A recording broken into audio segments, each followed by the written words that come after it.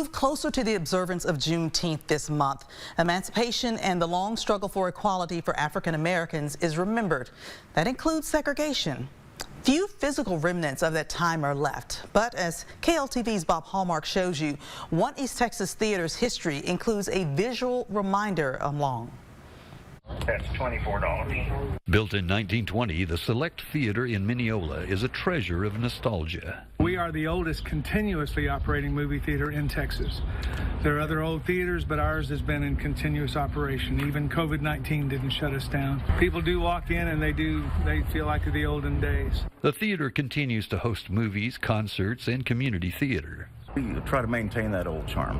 So many people that live around here that remember this from decades ago, that they were children coming here. I like the people that come. There's a lot of regulars here, and it's a really laid-back job. But it's in the former balcony where history is preserved.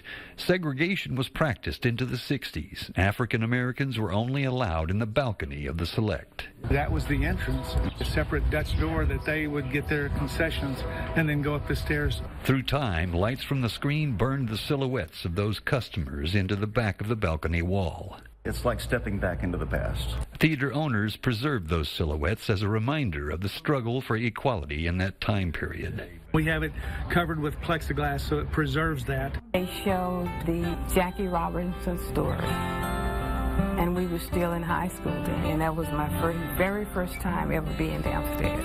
And for a new generation, an education. It's nice to have, the history is important. Bob Hallmark, KLTV 7 News.